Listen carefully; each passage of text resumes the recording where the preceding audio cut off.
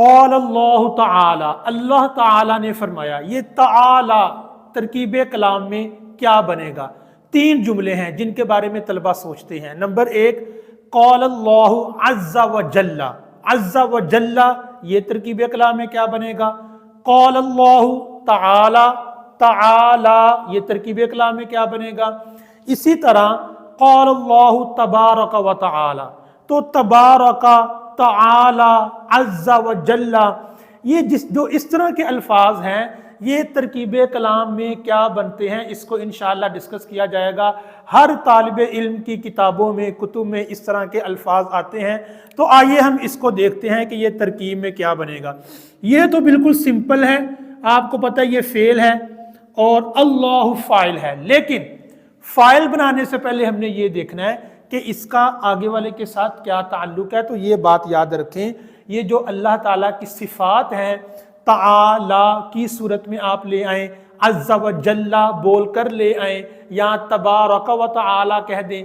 اس طرح کے جتنے بھی الفاظ ہیں وہ ہمیشہ وہ حال بنتے ہیں. حال مثال کے طور پہ اللہ اسم جلالت کو ہم بولیں گے ذوالحال، اور تعالی یہ فعل ماضی ہے. یہ بات یاد رکھیے گا، یہ فعل ماضی ہے اور اس میں ہے ہوا ضمیر.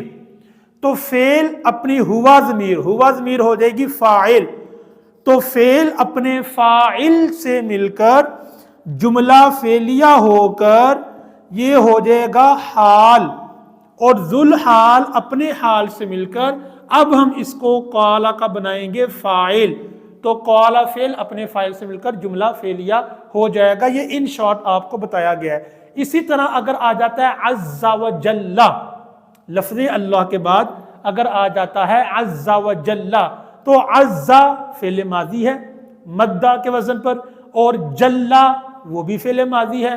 تو آپ عز فعل فاعل بنا کر جملہ فعلیہ بنا کر معطوف یعنی ہم لفظ اللہ کو بنا دیں گے معطوف علیہ.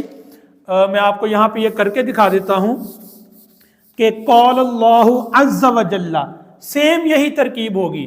یہ دیکھیے گا عز و جل. تو اب ہم نے کیا کرنا ہے، ہم نے لفظ اللہ کو ذوالحال بنایا اسم جلالت کو، اور عز یہ فعل ماضی ہے، اس میں ہوا ضمیر فاعل بھی ہے، واو عاطف ہے، جلا یہ پھر فعل ماضی ہے، جلا میں ہوا ضمیر پھر فاعل ہے. تو عزا بھی جملہ فعلیہ ہے، جلا بھی جملہ فعلیہ ہے.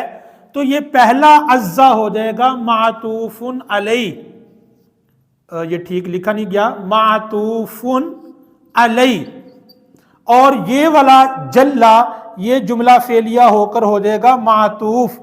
تو اب معطوف علیہ اپنے معطوف سے مل کر یہ بن جائے گا حال.